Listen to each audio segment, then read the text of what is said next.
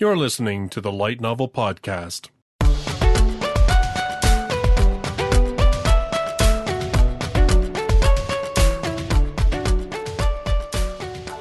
Visit us online at lightnovelpodcast.com.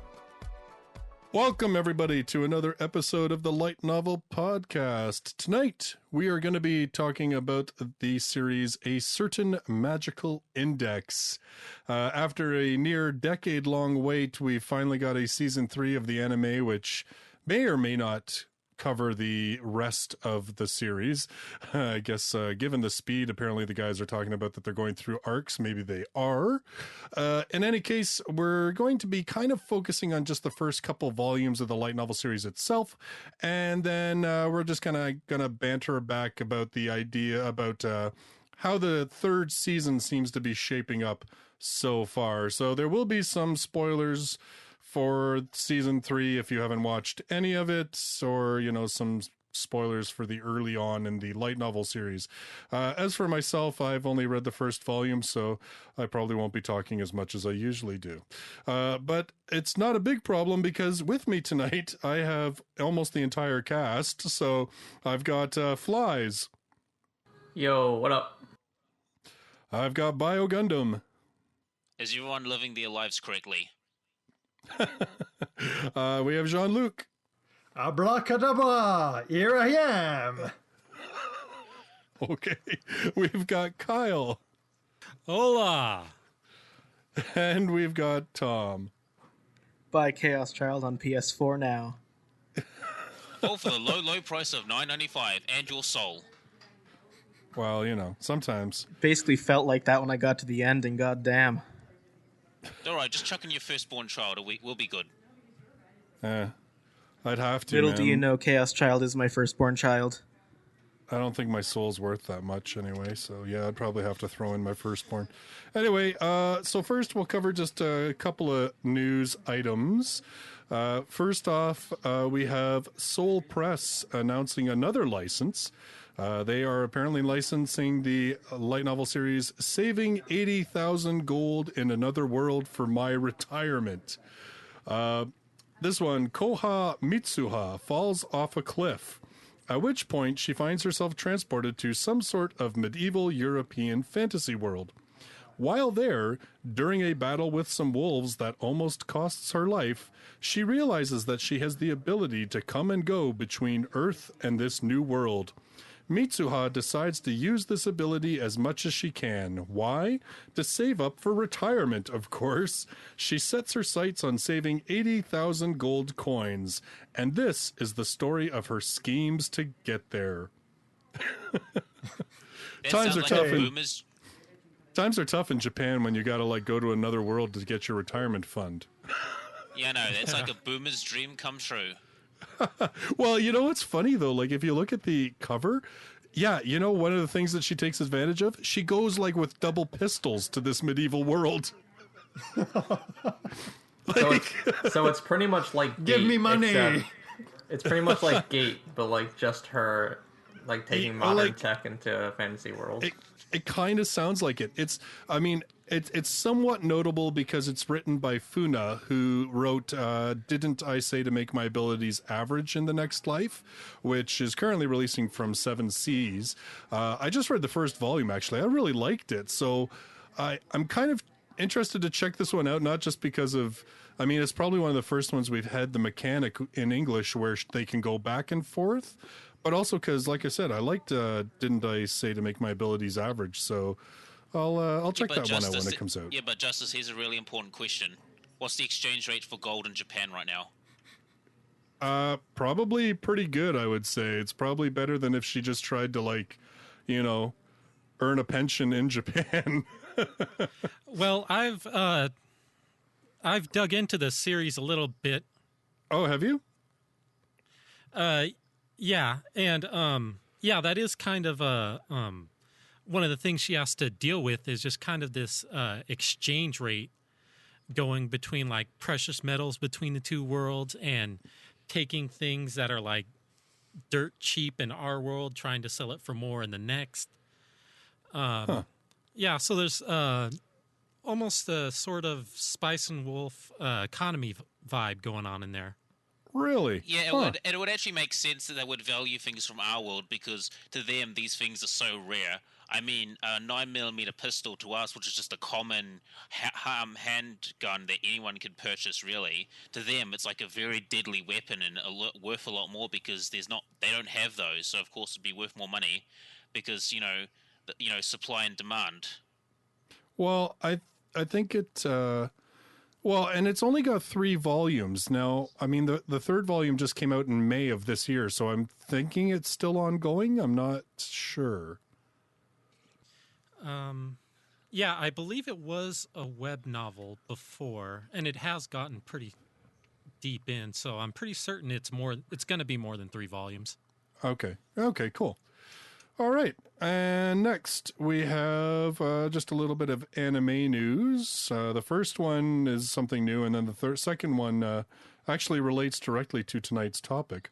The first one is a new anime adaptation was announced for the light novel series. This hero is invincible, but too cautious. The story begins when the goddess Rista summons a hero to help her hard mode video game-like world. The hero, Seiya, is exceptional in every way, but he is incredibly cautious. He does things like buy 3 sets of armor, 1 to wear, a spare, and a spare for the spare, and go full power against weak slimes, just in case. So, I don't know. I don't know anything about that series, actually, so I have no idea if This is a guy who sounds like he's a paranoid schizophrenic. Well, I don't know about schizophrenic, but paranoid I'd sure go with. Maybe a little bit of anxiety issues. Yeah, I mean... It's slime. Yeah, totally. It's been looking at me for the last 20 hours. I don't know what it wants. It haunts my dreams and keeps me up awake. Haunting memories. It's level 1, so I must unleash my level 99 attack spell against it. I mean, that could be, like, honestly, that could be kind of hysterical. Like, it could be funny. I don't know. We'll see. I lie here, awake, tormented, while out there level 1 slimes lurk, probably plotting my demise or rusting my armor. That's right. Damn slimes. Okay, and this last little bit that we will say, and this is just kind of a news article that actually Kyle was saying that this has been around for a little while, this interview, but that it's just kind of blowing up right now. And that's apparently that Index Season 3, which, funny enough, we're talking about tonight, was initially they thought they might just do it as a reboot of the series instead of continuing it. And I guess the director or kiboshed that whole idea because he was like, oh, the fans will kill us. Yeah. Yes, Yeah, they will. There's a couple not so pleasing things to be heard in that interview. I remember that they also said that they wanted to skip the Battle Royale arc as well, which kind of looking in hindsight might have been a good idea to save it for later. But Well, we'll talk about Season 3. Yeah. All right, so that's like really. There's not a lot of other news to cover. Did we talk about the Data Live game getting localized? The Data Live game getting localized. Well, I guess we could. Yeah. We could mention that, I guess. Yeah. Well, we did say that Data Live was getting a new video game, but they're actually bringing out. What is it, like the first 3 visual novels or something like that? Like we can't really tell if it's 2 or 3 exactly because we aren't really sure whether or not to consider the scenario added for like that Rio Reincarnation Twin Edition for the PS Vita an entirely new game or if it's just like an added scenario or something. But basically, we're getting all the Data Live games before this new game in English. All right. And that's actually coming out for consoles, right? If I'm right. Yeah, it's on PS4 and PC. Whoop, whoop. Thank God I've got Yeah. Steam. Well, there you go. Let's go. What else I was saw there? 2 other pieces of news. Okay. So one, I saw news about novel adaptation of the Darwin's Game manga. Okay. Sounds cool. They're doing a novel adaptation of the new Dragon Ball Broly movie. Yes, I saw this also. I saw that and I was like, I don't know. Is that light novel news? But then I was like, I almost guarantee that the day it comes out, the top 10 light novels in Japan, Yep. it's going to be on it. I was like, it's almost a sure bet. Like, yeah, considering that like Bleach, One Piece, all of those do. Yeah, I mean, Dragon Ball Z is a fucking monolith of battle shonen. In fact, it's the thing that established the whole formula. Yeah, I kind of wonder how that's going to work in novel format. Like, I mean, you'd really have to find a good author who was especially good at writing like battle scenes. Yeah, and also knows the series because, they like to power up for 5 minutes of, I was gonna say just have half the book be a power up and then the other half of the book be punching each other. Can you imagine? For 70 pages. Can you imagine? I was going to say, can you imagine Gigantic inner monologue by the villain just going, I can't believe it. He's that powerful. or it's like you just flip a page and the whole page is just down the whole page. That would be Then the hilarious. next page is that anime noise that they make when they're surprised. Like you open the book and in the center, like you have one page is just and the other one is a picture of Goku powering up. Yeah, I know. Like, I don't know, man. Yeah. So I mean, obviously it'll probably do very well because, as you said, it's a very, popular, well, it's a archetypal series. Like it's got the history behind it. So I'm sure it'll sell like gangbusters in Japan. It's just, I really hope they find somebody who's a decent writer to do it because otherwise it could turn, ooh. All right. So with all of that said, it is time to talk index, a certain magical index. So this series, funny enough, is done in Japan and has been for a while because there's a whole massive sequel series called A Certain Magical Index New Testament. And so, I mean, I can't even recall. How many volumes does A Certain Magical Index, the first series, have? 22. 22? 22. Okay. And now New Testament is up to, I can't recall now. 21. 21 to 22, Is I it think. 21? Yeah, okay. 21. Yeah, I own 20, and that's the second newest. Yeah, it's 21. All right. So yeah. So obviously, yes, this series very long, ongoing. We haven't even finished A Certain Magical Index in English yet. I think we're only up to 16 or 17 now. Yeah, 17 tomorrow. 17 tomorrow. Oh, there you go. We're trucking along. We're almost there. Yeah, we're getting there. Right. Exactly. Another year and a half. Yeah, well, I think I've said in before that I figure next year we will have the announcement of New Testament. Because by that point, they'll be coming close to the end of Index. So I bet Yen Press licenses it and we get the announcement sometime next year that they've licensed New Testament. That's my guess. But Maybe at the next AX. Yeah, Anime Expo would probably be a perfect time to do it. Yeah, I could see that happening. All right. So with all that said, because I am not the local expert on Index, I will turn it over to the rest of the cast. Kyle, did you want to maybe give us a quick rundown on the series, what it's about, and all that kind of jazz, and then we can discuss. Yeah, sure, I can do that. Well, we got Certain Magical Index is a series that takes place in a fictional city that takes over a part of Tokyo called Academy City, where it's become an experiment ground for just these basic super science, is where they modify normal children into Espers, and the Espers are essentially psychics with supernatural powers. So you got people who can control magnetism, people who can read others' minds, psychokinesis, all that kind of stuff. And it's divided into levels. You got the level zeros that have no powers whatsoever, all the way up to level 5, where they're essentially godlike. And so the main character of this series is the level 0 Kamijo Toma, who is said to have no powers, to be the weakest of the weak, but he has a special right hand that can nullify other powers.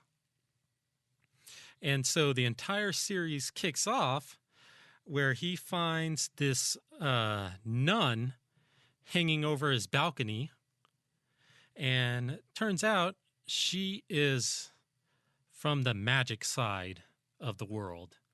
And so now you got this scientific city full of espers, and magic is introduced. And so there's just this big conflict that builds between the magic side and the science side throughout the series. Okay, so let me give you the real lowdown, people. A certain magical index is about a Chad motherfucker named Toaru Kamachi. He's out fighting crimes and saving dames. If there's villainy in the city of Academy City, he's the first one there, and to tell people that they're not living their life correctly, and gives them a punch in the face with his magical right hand. The right hand That's is a way metaphor. too accurate. The right hand is a giant metaphor, and he also saves a Catholic nun who's accused of pagan heresy. There's too much Flyz. politics Okay, yeah, in this fucking there's some of podcast. that I don't quite recall, but all right. I'm trying to keep this thing going. I was going to do my thing after Flyz was talking about it. Oh, the meme. Yes. I would have had to. I should have edited it with all the bullshit taken out of it first before we did this. But Well, I think we pretty much resumed what the series was about. So maybe we can start by talking about the first volume. okay, who wants to start with that? Well, okay, I'll kick it off. The first volume, we get introduced to our soon-to-be massive cast of characters. We got Kamijo Toma, the level 0 with the Imagine Breaker right hand that can cancel out any abilities. You got the title character, Index, who actually appears in this volume and not many others. Well, And it's she's the useless as mascot. fuck. Well, I'd say she appears in most of them, but like a lot of the time she's more put to the side for the bigger story. Yeah. Well, that's the role of a mascot. Yeah, the mascot. Yeah, so Index we got is she is the collection of 103,000 of the world's magical grimoires. Now, the grimoires are these special kinds of books that contain magical knowledge that cannot be destroyed. They can only they're forced to take a single form, and if something happens to it, then they'll just take another form. And so the idea was to transplant all of them into a single being, so that way they can keep track of it and make sure that it doesn't get into the wrong hands. Because a lot of these grimoires contain forbidden magics and very powerful magics like reviving the dead, or just lots of world-bending, reality-bending shit.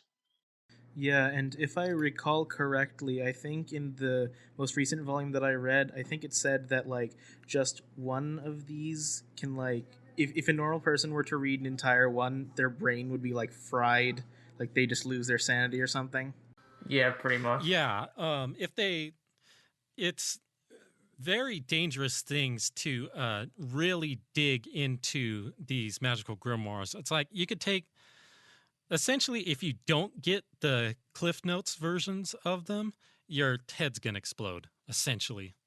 That's how dangerous they can be. And Index has 103,000 of them in her head. Yep. And how she hasn't exploded yet, we have no clue. It's probably why she's so hungry all the time. Well, another character explodes later, but we'll get to It's that. magic. Yeah, it's as far as I'm aware, the description that they give is that since she's not a magician, she has no proper way to interpret them. And she herself possesses a perfect memory. And so, anything she reads once, she'll remember it for the rest of her life. And so that's what made her so special, and they decided to give it to her. So she could be given all these magical grimoire, and though she can't really do anything with it, and so that prevents her head from exploding. Isn't it stated in the first one that she can use magic? It's kind of iffy, because you'll see that I think she knows magic. She just doesn't know how to do it correctly. Like, she can if someone helps her. Like, she's like, she can show you how to do it. yeah, she can definitely do that. There's like some kind of block or hang up to where she can't use magic herself. And getting too deep into that would be spoilers, but Yeah, I know. But also another thing is that the reason why she's in Academy City is that she's being chased by two magicians who she believes wants this magic grimoires. But actually, we learn. Well, Kyle, do you want to get into that? yeah, sure. We also, containing all of those grimoires inside her head, 103,000 books, causes a bit of a problem in that since they take up so much room in her brain, she can't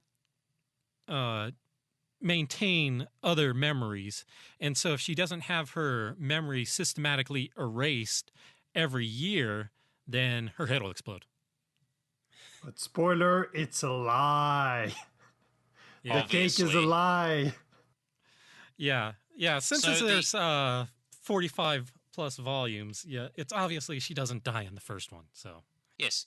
So basically, the two sorcerers that are quote unquote after her were actually her guardians, people that were looking after her, and basically that's what Toma is now, her new guardian, to make sure that these magic grimoires do not fall into the wrong hands, essentially, or people who would abuse their power. And this is sort of how Toma gets involved with the magical side of things. Is basically he's being told, it's just like, we're not going to kill you, but take care of Index because she likes you and your family to her. So if you don't, we're going to kill you. yep. And so that leads into 45 volumes of just absolute craziness. No, that leads to 45 volumes of you're not living your life correctly. Punch! Yeah. And so we'll go over the first volume a little bit. I'd also like to start comparing it a bit to the anime, because the anime is going to be the most accessible, and we're currently going through the 3 seasons, so there's a lot that we can kind of compare to. I would say the first volume was easily the best adapted into the anime version, because they actually gave it some time to like pace it correctly.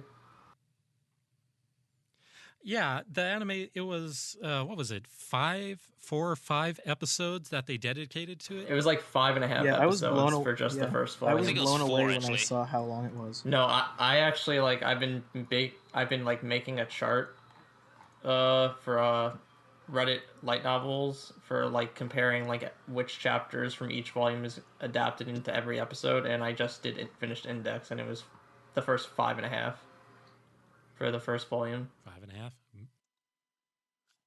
That actually sounds about right, because like that first volume, it's quite the info dump. Like we see a few of like Toma's friends, who some of them will be plot relevant. We see the lolly teacher, who will be relevant in some aspects, but we're sort of introduced to magic. We're introduced to Kanzaki and Style, which by the way, Style's actually 14 and Yeah, Kanzaki's like 16.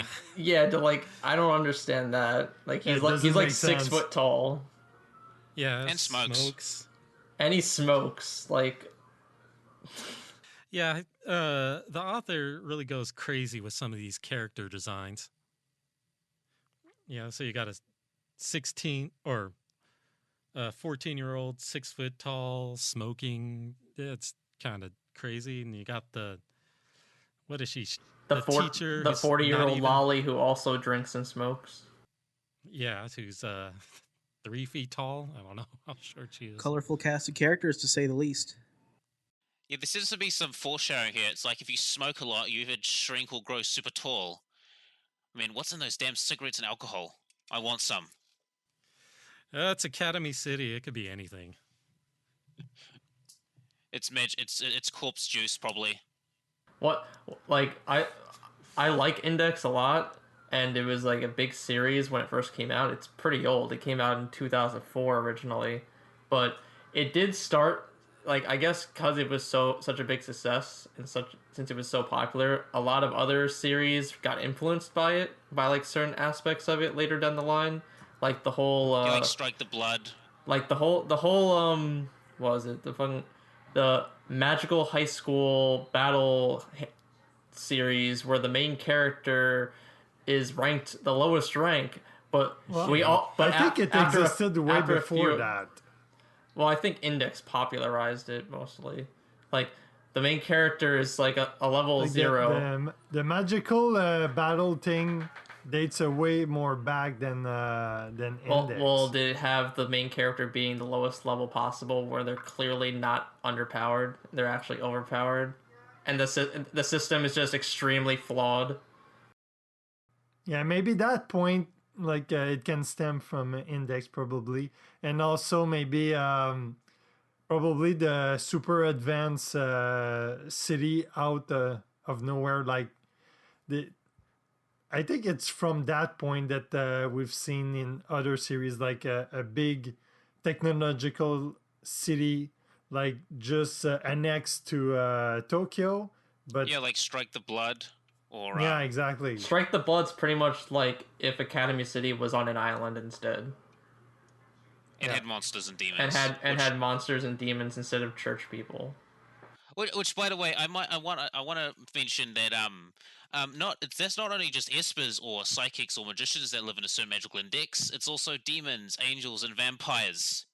Because in Volume 2, we get introduced to someone called True Blood, who apparently she can kill vampires with just her blood. And in all the 48 volumes, we never meet a single fucking vampire. How disappointing is that? That was my question. Very Well, disappointing. like doesn't what's her name? Isn't her name like Higa? I think. Doesn't she like barely get any? Himagami? Himagami. Doesn't she like barely get any screen time anyway? No, the funny thing is they mentioned and there's they fucking no, like you've got a thing that can kill vampires. Where's the fucking vampires? I mean, in the wiki they mentioned Kane, and I'm just like, this is similar to World of Darkness. Yeah, but like you could also you can also say Toma summoned a fucking dragon from his severed right arm. Yet 45 volumes later, we still don't know what the fuck that is. He does it multiple times, by the way. He does that multiple times. Yes, they reference that as that thing that comes out of his arm. They reference it quite a few times, like that thing. They say it's that thing. Like Index has like a really expansive world and like really deep lore and a whole large cast of characters, but being so as big as it is, it spreads itself a little too thin sometimes, where like some characters you won't see for like 10 volumes at a time, and you'll sometimes like forget who is who. Yeah, like I figure the problem with Index is it's trying to have its cake and eat it too. Like it's trying to have this wide, expanding world of all these like supernatural, all these multi-layered elements. But the problem is that it stretches out too thin. It's like stretching it out like a condom. It's like stretching itself out. Oh Jesus! Like it literally is. It's like paper thin right now. That's it's the first thing you think of when you think of stretching. Bio, you have a way with analogy. It's amazing. Well, thank you. But like essentially like the whole thing, like you could make an entire role-playing tabletop game just in the world of Index because it is so diverse. I mean, you have a large cast of characters, different points of view from different cultures, heck, different races and species altogether.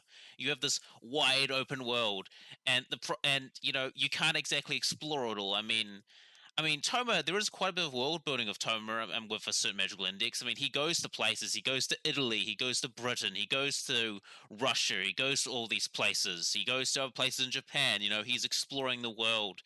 and seeing these other cast of characters. I mean, we've got a dude from South America in this series, some Aztec magician who like peels people's skins off so he can shapeshift as them. I mean, only in a certain magical index you would ever have that.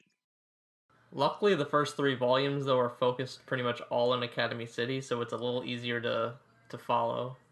Yeah, It's a bit easier definitely. to digest, but the problem is that like there's multiple layers to it. I mean, there's the magic side of their layers, science side of their layers. I mean, a certain magical index is basically like an onion, a really big fucking onion that you're just peeling away at it, trying to fucking peel away to find out all these answers. Like the whole thing of his dragon arm thing, we may never get that revealed or what actually is a Imagine Breaker. Like we're given hints but never told because basically we're still peeling through this damn onion that this author is making. Well, like each volume, like you said, has its own different focus. Like the first volume is more on the magic side, and then the second volume is a little bit of magic with like the whole demon side, and then the third volume is pretty much all scientific side. Yeah, and basically, like, main character Toma, he's kind of like an observer, but he's also taking part of these events, like these multi-layered Keikaku plans that he just kind of gets involved in. Like, in Volume 3, I think Kyle should, or someone should do the backdrop for it, because, I definitely want to go in depth with, sort of one of the main focal points of that arc, but, I'll let someone have the floor. Well, we might maybe go to Volume 2 first. Yeah, we don't want to skip around too much. But Yeah, okay, there's one thing I want to maybe address, since we're still in Volume 1, maybe like a lot of you guys, like my first immersion to Index was the anime, and when I finally got to the novel, compared to other light novel that I picked at the time, like basically Danmachi and Devil is a Part-Timer, I found the book to be clumsily stringed together. Kind of like he was just throwing a bunch of stuff at the wall and seeing if anything stuck. Yeah, like the idea behind it is great, but the way it's told And the execution? Yeah, the execution is kind of lacking. Like the idea behind it is good, but the execution, I found it a little bit not as good as the other light novel I picked up when Yen On launched. And it was a surprise because I really liked the anime and I expected it to be way better than this. Like when I finally got to Volume 2, there's something else that struck me is that in Volume 2 there's a lot of stuff that I wished were implemented in the anime but were not. It's more like in the second volume you get this sense of a really darker tone, like Yeah, it's far like darker. in the anime, like every time Toma ends up in the hospital, it kind of feels like a running gag.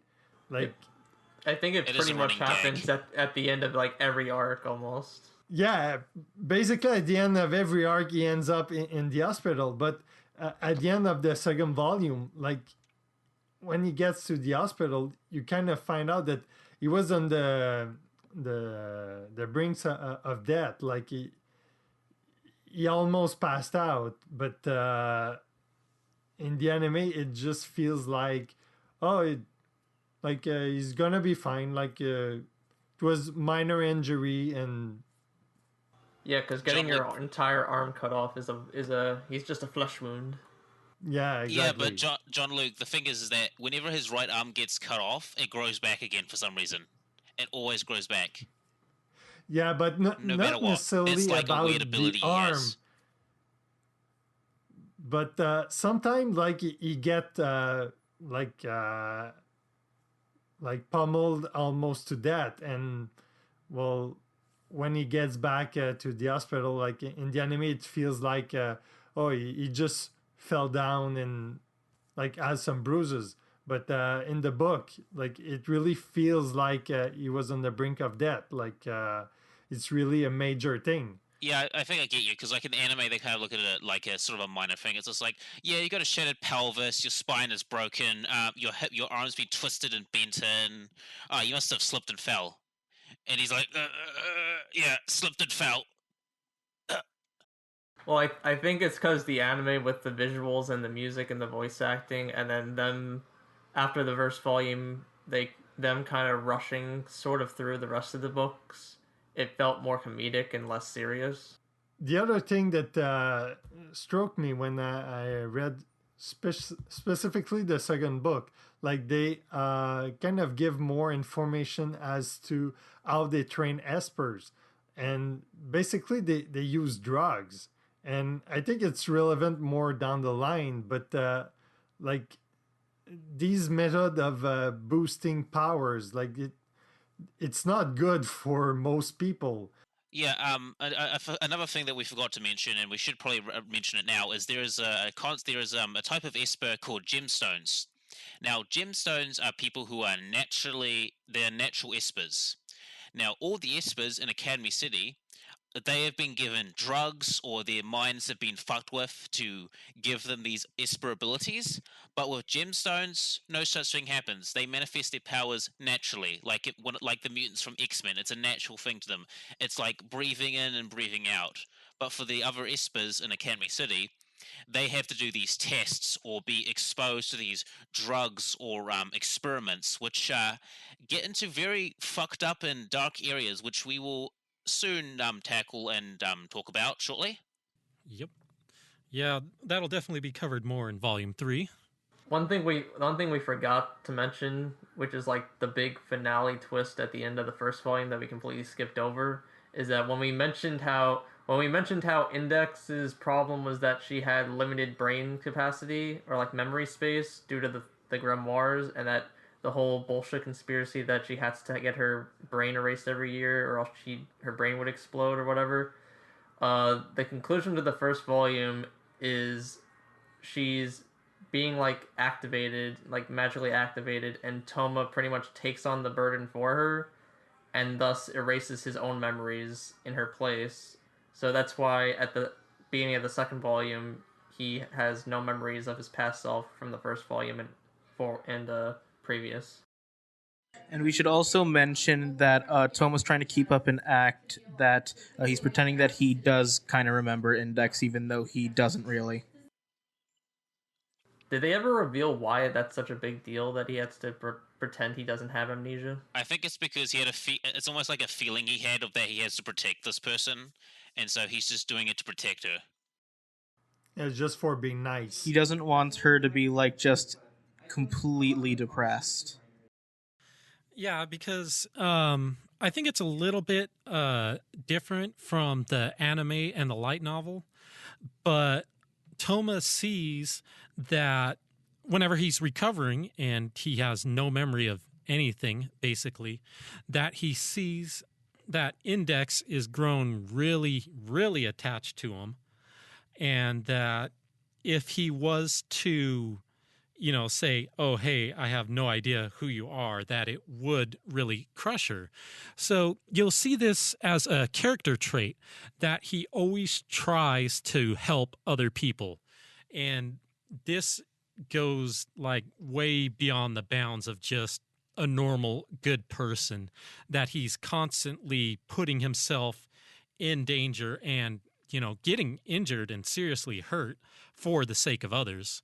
And so whenever he is confronted by Index, who he has no idea who she is, he'll just, yay, I'm going to help her, so might as well pretend that everything's okay, and then it's, yeah, well, he doesn't remember day. anything. I mean, for all he knows, Index and him have been together for years. I mean, like, imagine what would happen if we all forgot about Light Novel Podcast, and we're like, wait, who are you people?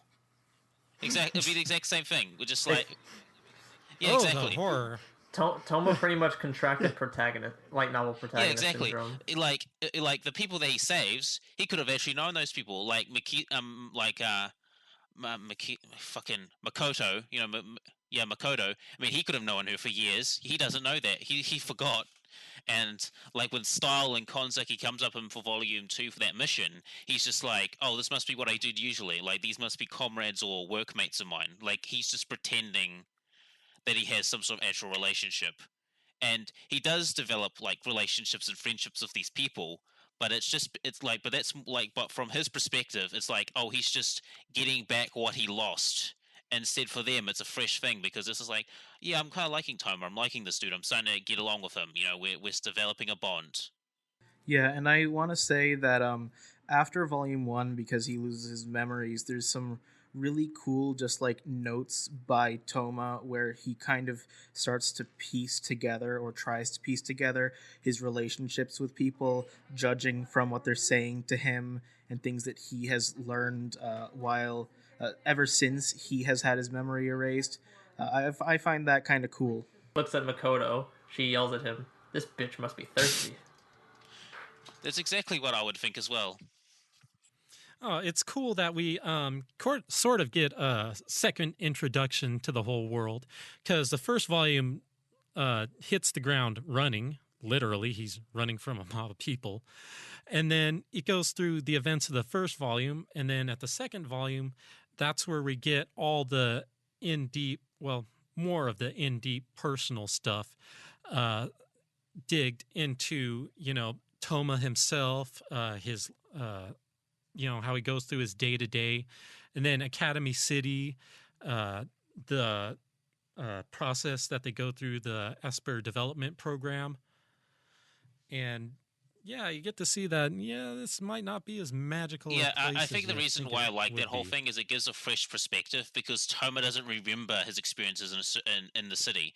He like for him, he's experiencing for the first time because he forgot. So it allows us, the reader, to have a fresh perspective on things. And sort of what happens in Volume 2 is essentially he meets a girl. I forget her name, but she's barely even fucking relevant. But essentially, he's sent on a mission to rescue this woman from an alchemist. Formula, equivalent exchange reference here. And they essentially raid this school. And this alchemist is apparently a friend of Index. Shocker. So the girl he's supposed to rescue, apparently, guess what? She has an ability. It's called True Blood. And what does it do? Well, I'll tell it to you. It attracts vampires, and when a vampire goes to num on her, they die and burst into flames. And apparently, this alchemist, what he's trying to do is that he's trying to get a vampire to bite Index to fix her whole memory erasure problem. But the problem is that he's been out of the loop for a couple of years and did not hear that Toma actually stopped that from happening. And they have a big fight. Toma gets his arm cut off. He's bleeding out, but something mysterious happens.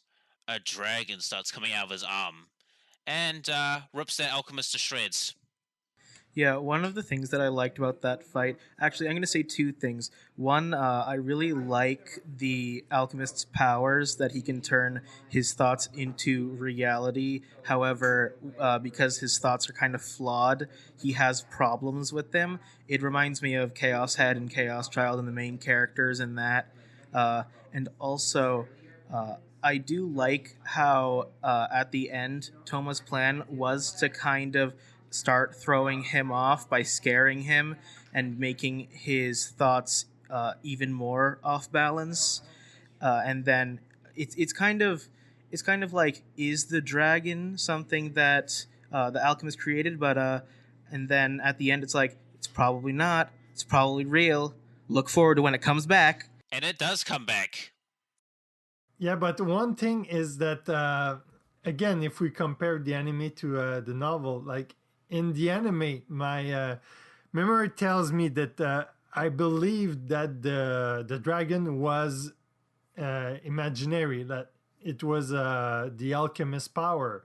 But when reading the book, like, it's a lot different. Like, you kind of wonder if it's imaginary, but that at the same time, like, there's hints that it's not. Then and that it will come back. Yeah, because Toma kind of is like it's an internal it's like a few internal monologue lines in the book, which sometimes these don't really get adapted into the anime unless it's really important. Which I haven't seen this in the anime, so I'm not sure if it was.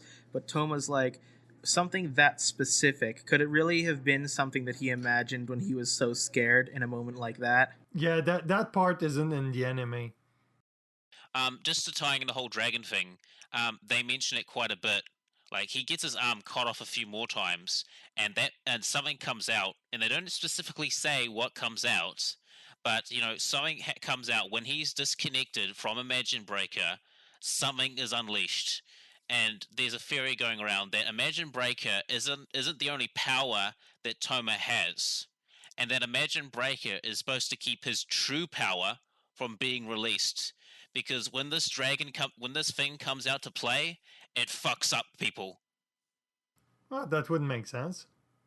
Yeah, and remember that this is just a theory because, we haven't given, specifically the author hasn't said, hey, this is what it is.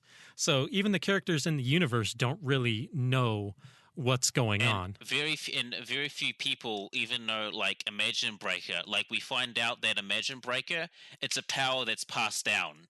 It's just someone has it, and then when that person dies, another person has it.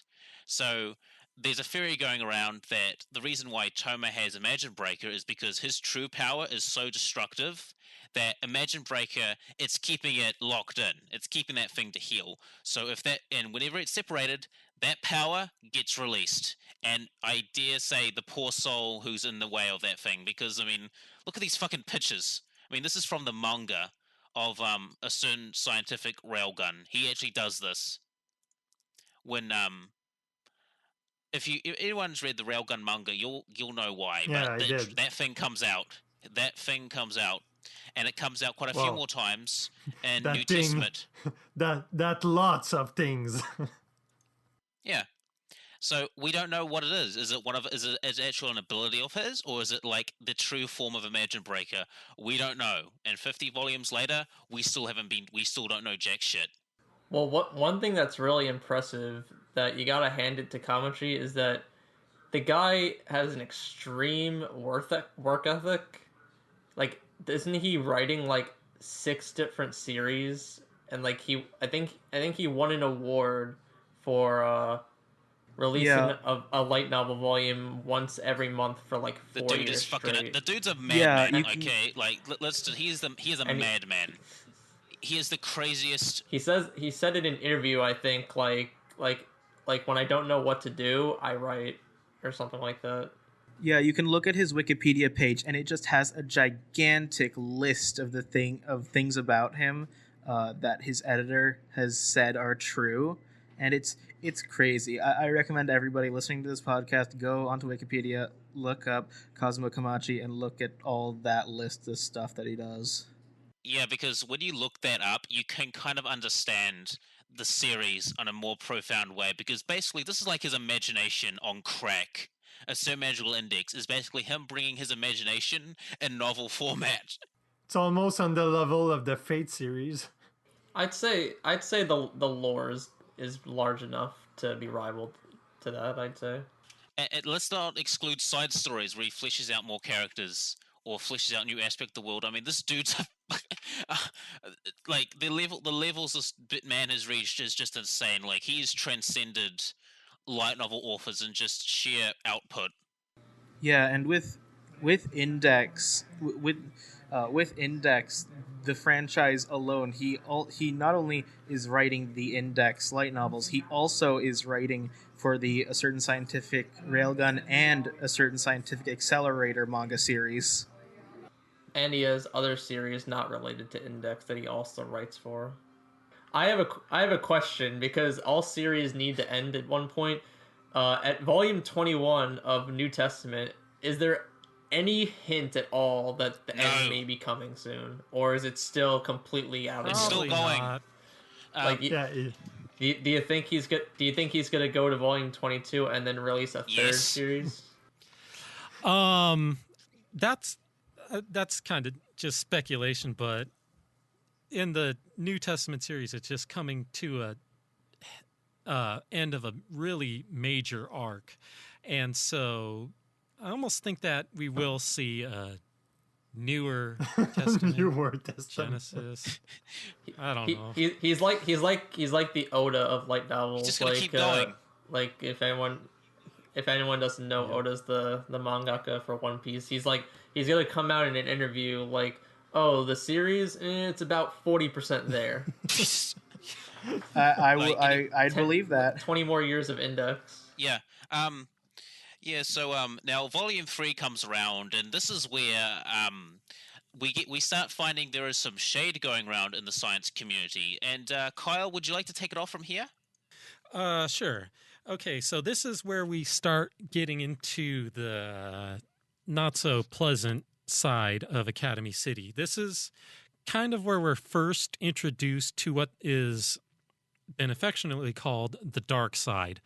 And so we got the level 5 railgun, Makoto Misaka, and she's apparently she has a twin sister. And so Toma finds out and was like, oh, you have a sister, so on and so forth. Okay. But the truth isn't so simple. He goes around, he's talking to her. Everything seems fine. And then he finds out she's been brutally murdered in an alley. And so he tries to go out and help her. Of course, she's already dead, so there's not much he can do. He brings the cops. And when the cops arrive, there's nothing to be found. And so he sticks around. He's trying to figure out what's going on, and he does. He meets the sister and the other sister and a bunch of other sisters. Apparently, she is Misaka. Whenever she was a very young girl, took part in a program which allowed her DNA map to be sold, and so they started making clones. Well, actually, of her. the reason why she sold that is because she was told that it would be to help people walk again, paraplegics or people whose, spines or electric impulses can't reach their legs or feet and can't move. Like, that's basically what she was told. She was told that this was going to help people walk again. Did they release that info in the volume of Index, or was that only in the? No, I think I they read said it. to her- I read it. Yeah. I knew that, Okay, and then I've only read up to the. I've only read the light novel up to this part. Yeah, they said that. They told her it's just like, oh, by the way, I think they said it in a flashback or that, we're going to use your DNA map to help people walk again. No, they're not. Yeah, so, I mean, if you think about it, she's a level 5 Esper, the number 3 of Academy City. And you think someone might want her genetic info for any number of purposes, really. And so it goes in that they're using her clones as part of an experiment. And the experiment is really, really messed up. And so this is where we get introduced to Academy City's number 1 accelerator. The best So, boy. The best Bio, boy. you want to go in on Okay, accelerators? so I know I'm going to go a little ahead with spoilers of this, but I'm just going to sort of explain Accelerator a bit, and then we'll dive more into his development later in the series. So Accelerator is the number 1 Esper in the city. He is the most powerfulest and strongest level 5 Esper. And apparently what this experiment is supposed to do is essentially there's a theoretical level that Espers can reach, and it's called level 6. And essentially, there's this magic computer that predicts that if Accelerator kills a certain number of the Misaka sisters, or the clones, he can reach this pinnacle level of Esper level 6. And apparently, level 6 Espers, they are godlike. That's the prediction. And essentially, now, the reasons for why Accelerator is doing this is... Well, you would think at first that he's just doing it to showcase his own power and lord over people and be the strongest, but there's there's quite a few other reasons for why he's doing it, which we will dive into more later on. So, anyone else want to take the floor? Yeah, we get Accelerator. A few things to note because, on face value, that might not make sense. It's like if you kill. Well, let's go a little bit more into the clones first. First off, the clones, they are not as powerful as the original. So they are not level 5s. I think they revealed that like their power level is like almost like a level 3 or something. Yeah, they said that. Yeah, they can range from anywhere between level 2 to, I think the strongest might have been level 4, but it's inconsistent and it's rare. And really, the whole cloning of high level Espers is proven to be, kind of not really that Ethical. Efficient, profitable. Yeah, but from what I remember, like their goal was to literally create an army of level 5, and when that failed, they tried to do something else, and basically that's what Bio was saying. Like they tried to recycle these failed level 2s into like a mean of boosting Accelerator to level 6. So they're like disposable like bean. Yeah, waste not, because who gives a shit? And should I talk about what happens when you reach level 6 as an Esper? Well, wait, I'm just gonna follow up on this. Like, because eventually in the story, what happens in volume 3 is that Misaka finds out that she has clones, and she eventually finds out that they're being murdered, and it doesn't sit well with her, and she tries to stop it, but since Accelerator is way more powerful than her, like it doesn't work well, and that's where Toma enters. Like he basically has like the cheat skill to beat anyone with the power. Oh, by the way, we didn't mention what Accelerator's power is, so I'll just mention it right now. Accelerator's ability is that his main ability is he can control vectors. And if anyone here is a physics student, you'll probably know what that means, but I don't know because I'm not a physics major. But basically, he can reflect things and control things like plasma, make energy blasts, and also he can reflect damage. So if you attack him, all that damage goes right back at you, and he's pretty fucking overpowered. Well, you'd have to be overpowered if you're considered the number 1. I was also going to mention, since we haven't mentioned it, that this experiment, by the time we actually get into it in the volume, has actually been going on for quite a little bit of time, because there were 20,000 Misaka clones created, and in the beginning half of the volume, Toma befriends the one sister that he meets who eventually ends up dead, and I think she's clone number 10,022 or something. So that already over 10,000 clones have been killed by Accelerator by the time they even get wind of what's happening. Well, the one he meets is 10,036, and so she is the one that he tries to save when confronting Accelerator towards the end of the volume. Wait, then which is the clone that like becomes sort of like almost a main character later, who like has a crush on him? I thought that was that's 10,036. Wait, then okay, it's never mind. There's a lot of them, 20,000 to be exact, and they all love Toma. Yeah, so keeping track of all of them, but the vast majority of the time, the one that Toma meets and communicates with the most is number 10,036. The one that he finds dead in the alley is Hold on, I have the wiki, so I can 33. Yeah, maybe? it's hard keeping track of him. 33 or 32. Yeah. Yeah, it's keeping track of them so hard. Well, Anyway, yeah. it's a high number. Yeah, so essentially, Accelerator is killing all these Misaka clones. They fight, and Toma works his magic with his magic right hand and beats the shit out of an Accelerator. And this sort of sends some shockwaves as, news spreads that Accelerator was defeated by Level Zero. And Accelerator has to deal with some street punks trying to attack him because apparently he's no longer top dog. If he got beaten by Level Zero and thinks it's like, oh, well, since Level Zero beat him, we have a chance. Uh, no. No, Yeah, no. but Yeah, but that's Yeah, that's that's volume later. 4 and beyond. That's Beyond. volume 5, 5 actually.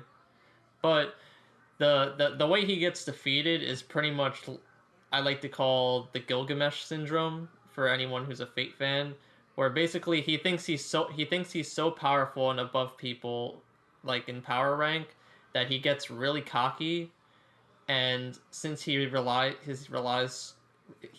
has relied so much on his ability whenever he gets into trouble, he isn't very good at fist fighting, which is Toma's strong suit. So all Toma had to figure out was that in order to defeat the number one Esper, he just had to get into hand-to-hand combat with him, and he pretty much Yeah, I worked his mean, magic. Accelerator, one of his main abilities is reflection. If I throw a punch at him, it's going to go right back at me and break my arm. But because of Toma's ability, that doesn't happen. So he could be actually hurt. And also, like, the thing with Accelerator is the only reason why he participated in those experiments, and we should probably go into more, is that he did it because so no one would ever hurt him ever again.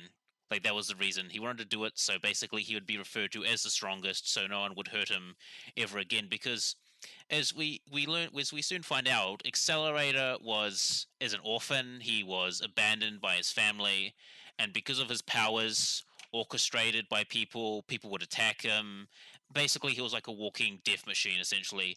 No fault of his own, of course, but essentially he's taken under the wing by some slightly corrupt and maybe morally evil scientists who's just like, superpowers. I wonder what we can do with this kid. And they sort of mold him into this creature, this thing.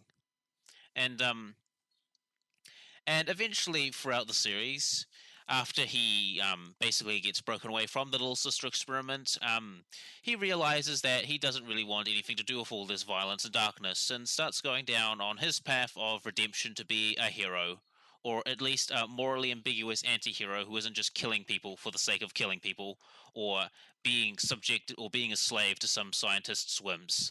Yeah, the third volume is pretty much him just being an antagonist, but then eventually, if you keep reading, you realize that he actually becomes a fellow protagonist, since the Index series has It is more three than one protagonists to protagonist be throughout the exact, but series. anyway, like, and the also thing about Accelerate is that he, after that fight with Toma, he has a begrudging respect for him. Because not only was Toma able to defeat him, but Toma is the person that he, Accelerator, deep down wishes he could be. Because, in case you don't notice, Accelerator, he views himself as a monster. That's what he views himself as. yeah, Like, well, that's the interesting thing with the Accelerator. Like, he's a really well written character. Like, if you look like the thing when all his lore, like when he was a kid, like most people his age, they would get power starting at level 0 and then go up through the level rank. But I'm not too sure of this, but I think that he just started out as level 5 or near that. yeah. But imagine that, like, you're a 5-year-old kid and suddenly you're ended this amazing power that can basically destroy everything. Like, you freak out. You don't have the knowledge or the wisdom to do something or reflect on this situation. Like, you're basically like a monster, like you said. You can't view yourself otherwise. You don't want to hurt anyone, but you do. Yeah, and I'm not justifying what he did because it was evil. Even if they were clones, what he did was evil. I mean, let's be honest. He was killing people for the sake of killing people, and that's never Yeah, justified. But but the thing, that's the thing. Like, at first he didn't want to, but eventually, like, the scientists said, oh, it's all right, they're not human, they're clone. Yeah, And exactly. I don't remember the name of this experiment, but there was a real experiment, like, where they took like a random people on the street, then they would bring it into a laboratory, and like there was someone strapped, someone they got on the street was strapped on a chair, an electric chair, and another one was behind a console, and that person had to read like question, and if the answer was wrong, he was told to press a button and electrocute the other guy. And as the question would go on, like the more that guy failed, like he would crank up the voltage. And naturally, like the one attached to the chair was an actor that was simulating being shocked, but the other person was someone they got on the street. And well, this experiment was supposed to check like the moral behavior of a person. And because like the scientists said, oh no, you can keep going on, keep cranking up the power. And so they did, because they kind of detach themselves from every responsibility. Like it's the scientists; they know what they're doing. So Yeah, so like I'm not here to justify what he did because like in further volumes, like he says that, even though he was manipulated by them, he says that was still unforgivable. He should have known better. But I think what sort of makes him interesting is that after he's away from that stuff, he gains a family, he gains humanity really. He gains a sense of humanity. yeah, but that's what's interesting. Like he gets over it, but even if you say like he did not forgive himself, like no one would be able to do that. I mean, at that age, like you wouldn't you wouldn't have the wisdom enough to get out of it yourself. Like basically at that age, you're susceptible to what other people Yeah, tell no. you. But this is like afterwards, like because he's like 16 or 15, and like that's one of the reasons why he likes why he begrudgingly respects Toma, because Toma got him out of that darkness. And further down the series, you'll see him fighting against this darkness because he's basically saying that, yeah, I'm the monster you created, but you're not creating any more monsters. I'm going to stop you all from doing that. No one has to go through the shit that I had to go through. You're not going to create any more skullduggeries in the darks. You scientists and your inhumane experiments, I'm coming down there and I'm laying down the law. And that's basically Accelerator's character. He's a monster who's becoming human, but he can't. He never forgives himself for the monster that he used to be. Yeah, that's what's interesting in this character. Like he's very interesting. Well, that's why I like him. Well, like Accelerator's the kind of character where like he can flip his switch on and off, whether he like is more normal or whether he's completely psychotic and would easily just that's murder the you on monster the street. because he still has that monster within him because that was a core part of his being. But now he's learning. He's relearning what it is to be human, and that monster, it only comes out when it needs to. It's like the skeleton in his closet. That monster in the closet. In normal day circumstances, that never comes out. But during battle, that monster, it comes out to play. Because that's still a core part of his being, because that's just how he was raised. I mean, he didn't have a family. He just had like a bunch of amoral asshole scientists as his only companions. And everyone else who touched him either got badly hurt or dead because of his reflection ability. So, and he got used to the experiment because when the experiment first started, the first Misuka clone was more of like she was pretty much just like a blank slate, like almost like a robot. But as all the sisters have this connection to each other where they'll learn from each other telepathically. They're a hive mind, essentially. So, like, basically, if one Misaka experience something, all Misakas know it. So, yeah, so like the first Misaka sister gets killed because she's just doing what she's programmed to do, and then eventually, as they go on, they start to try to come up with new ways to try to kill Accelerator, or like they adapt to all the situations. And then once you get to the point you are here in the volume, the current Misaka sister has like actual emotions, and she like almost has like a sisterly bond with the original Misaka, and she actually is interested in Toma. And another thing as well is that when you see Accelerator being cocky and stuff, it's not that just because he's arrogant. It's an intimidation tactic. He's trying to scare them into submission because if you remember, he originally didn't want to do the experiments, and so it's basically his way of just saying like, "Stay away, because the monster that I am, it's gonna kill you." And I'm not sure if it's told in the light novel, but I remember it being told in the Railgun manga. But I remember being told in the light novel because he meets Last Order. Yeah, but like at one point, that's after like Accelerator, like he wishes that the clone would beg for mercy.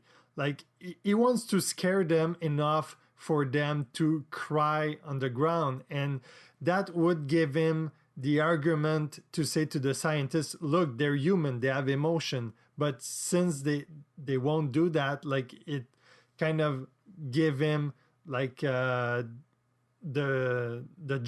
justification that what he's doing in killing them is right. Yeah, exactly. But he wants the opposite. That's why he's trying to intimidate them, but they don't understand it because remember, these are just clones who are fresh off the batch. They don't have human experiences. They don't understand these things. These are like alien concepts to him, to the clones. And Toma brings these experiences to those clones. Yeah, he tells them they all have value, and that's why eventually all these Misaka clones, eventually down the road, they start developing individual traits. Like some of them will be skinnier, some of them will be fatter, some of them will be wearing different clothes, some of them will have different hobbies. He basically tells them they all have value. Like it doesn't matter if you're a clone of someone, you still have value. You have an individual soul. You have human value. No one can take that away from you. And that's why that one clone likes him, because he gave her value when she was just like a disposable piece of meat. She was just cannon fodder to be slaughtered by Accelerator. But Toma said, no, you're more than that. You're a person. Yeah, I think there's kind of like two sides to this coin, because you got the light novel and anime side of this arc, and then you got the Railgun side. I never watched Railgun. So just going over briefly. Yeah, just going over briefly what Railgun is. It's obviously a story spin-off centered around Misaka Makoto, the number 3 level 5 railgun. And so where in the light novel, these entire events transpire over, just the one volume. In the manga, because there is no railgun light novel, it's straight to manga. It covers a period of several weeks where Misaka's, she realizes there's clones. She's trying to figure out what they're doing. She learns about the experiment. And then she goes deep into breaking into laboratories, researching, trying to, stop it any way she can. And then a confrontation with Accelerator that ends badly for her. Yeah, I wonder why. And then essentially, yeah. Well, pretty much what she does is that I think I saw on the wiki that the Railgun version of the arc starts like almost 2 weeks before the Index version, so she's been going at it for already half a month before Toma gets involved. And basically what she does is she tries all these different ways to just halt the experiment, like going into different factories that the scientists are headquarters at and destroying them to try to get them to stop doing what they're doing. Yeah, because but this is like this is like fucking Illuminati conspiracy like scientists. This is like the dark side, because Academy City, as you'll soon find out, there's multiple layers, there's multiple factions, and it's a very sort of chaotic kind of city because there's people with their own and they all have silly names. Yeah, I know. Well, we'll get to that when we get to the season but essentially, 3. it's a very chaotic city. Like, it may seem calm on the surface, but like underneath it, there's a whole bunch of skullduggery going down.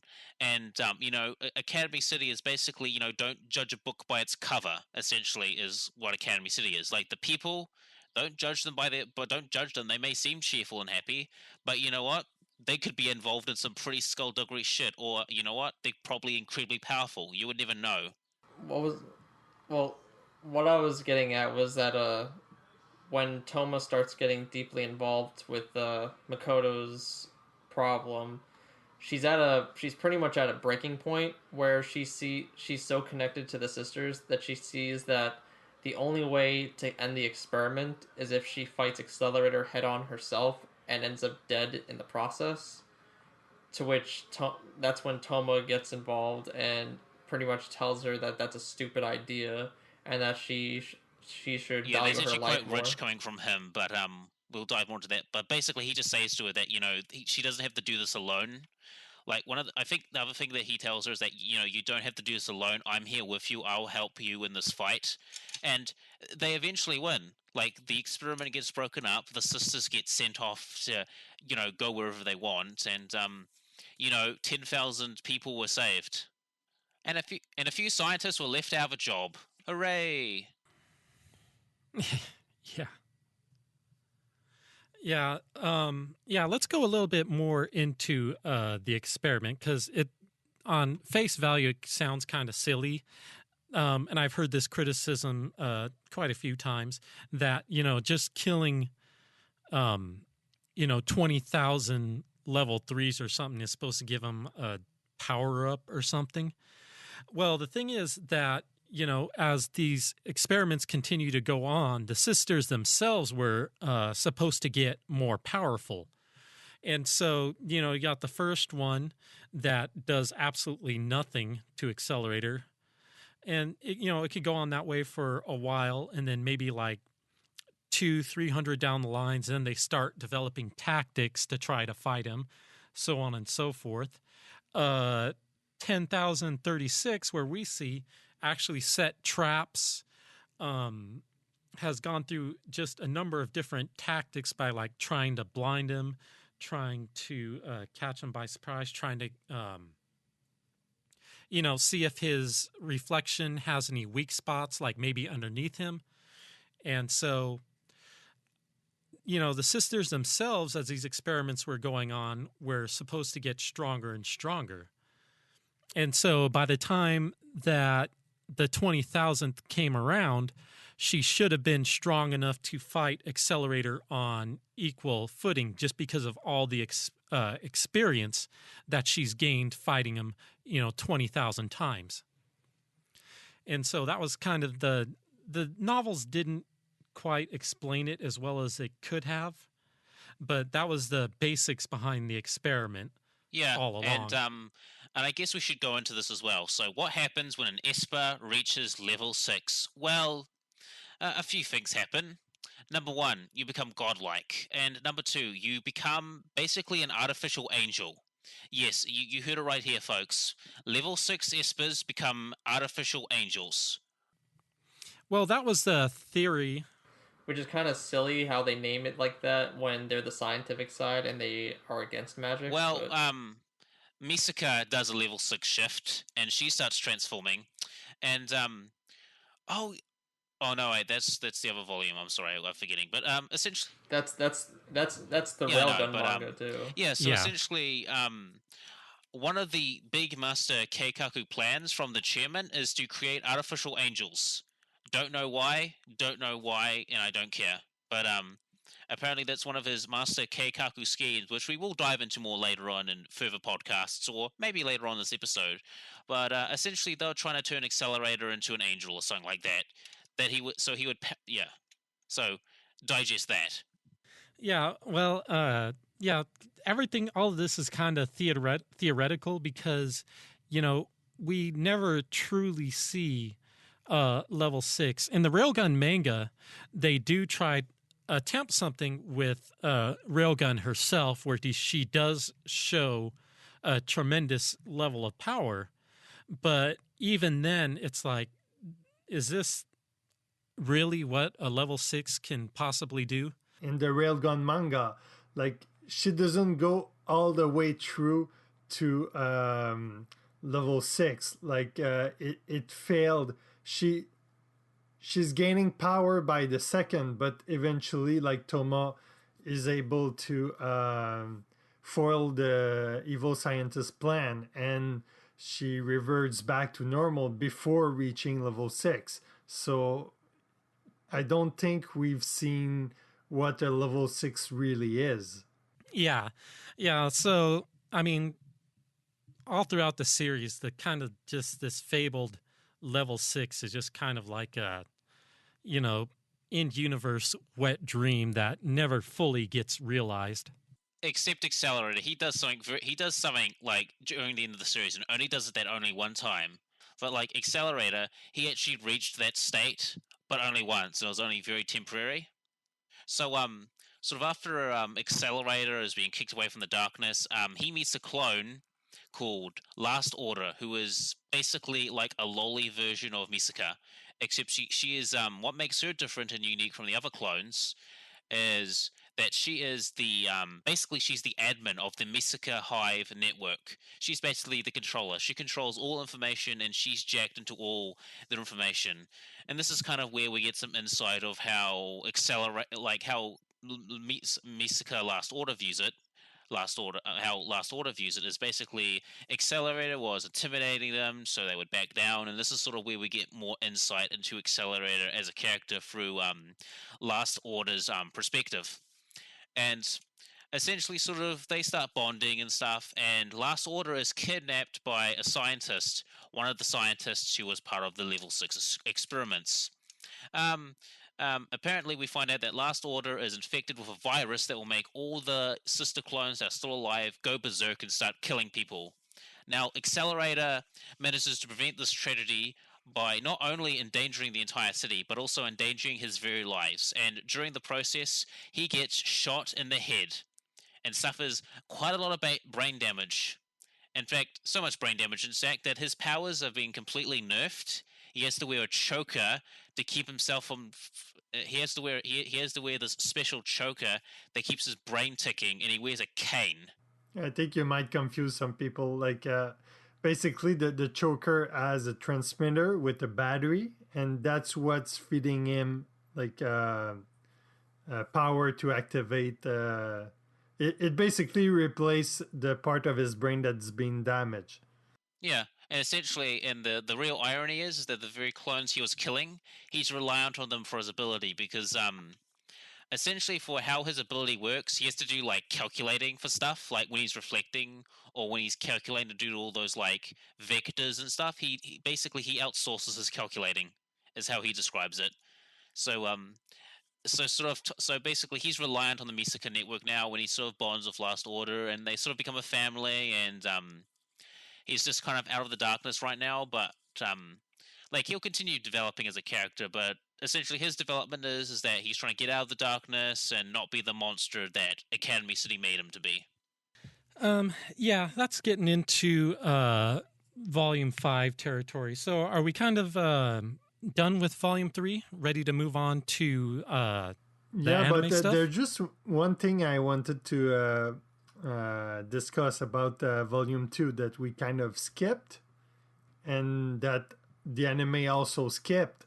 Like something I found interesting, and it's a bit sad it wasn't adapted, but it's at one point, like the alchemist, he creates like a clone of himself, and basically he ask his clone to get rid of the intruder, like Toma and Still. What I found interesting is that this clone, this other alchemist, like he's aware that he's a clone, and at the same time, yes, he follow orders, but he wants to be something else. He doesn't want to be a simple copy of the original, and sadly, he ends up dying. And well, even the alchemist end up like being, his face is changed and his mind is being rewritten. So basically, it's the same thing as he never existed before. But They actually do a similar thing like that in New Testament, which I won't talk about. But they do a similar thing like that, like a person who splits himself off, and essentially what happens is there's this dude who like splits himself off, and essentially one of these parts of him it goes rogue and says, "I want to be more than just a clone and a." I think I know which one you're talking about. Yeah, in New Testament, but essentially that clone, yeah, he absorbs the original personality and becomes him. Yeah, it's kind of a repeating theme that you see. Copies, originals, Well, clones. it's a kind. There's a theme it of happens a few identity in times. there. Like even Toma, like he lost his memory, and like there's this whole aspect of self, like of identity.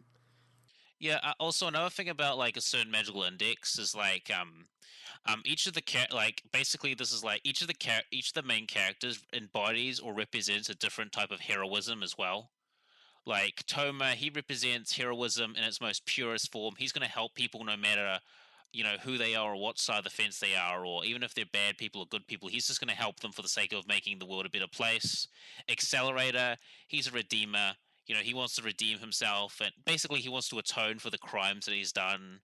And the other dude, I forget his name, but basically he's a person who will come hell or high water, he will protect those he loves. I don't know too much about the third one, but it almost feels like Toma represents the present and Accelerator represents the past. Like he's a lot focused on what he did, like all the idea of redemption. It's all related to the past thing he did. As to Toma, he doesn't have any memory, so the past is not important. What's important is the present, the people that he's with at the moment. And I don't know if the third one might represent the future.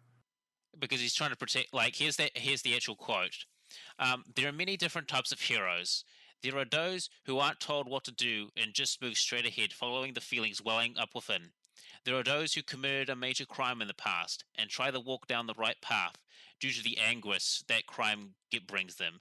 And there are those who are chosen by no one and possess none of the characteristics one would expect of a hero, and yet become a hero for the one person they care for. Each of those types is the type of person who will always stand back up when knocked to the ground. Yeah, that's it's obviously a great view on just the different archetypes of characters, and I think that's funny. You mention it going back to the second volume, where we see the alchemist, an archetype himself, as in the hero that couldn't quite make it, the one that fell short and couldn't become a hero in his own He's a right. tragic hero because he couldn't get over Index, because Index was his life to him.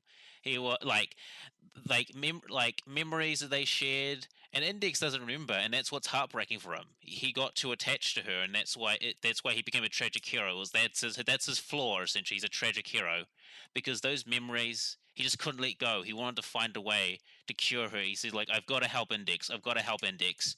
And by the time he could have helped Index, it's fucking too late. Yeah, I think that shows the strength of Kazuma Kamachi as an author, that he likes to play around with the tropes like that, because you'll see him do things like that. Like, Volume 2 is centered around, the person who couldn't become a hero. And you got the girl in that chapter, Deep Blood, Himegami. The kind of running joke is that she couldn't become a main heroine. So she's, in the series going forward, but she never takes a prominent role afterwards. If it wasn't for them, if say Toma didn't cure Index and they're still trying to find a cure, like him and that alchemist, they would have been comrades because they would have the same goal. We've got to save Index. We've got to save Index. But because of the current situation, they became enemies.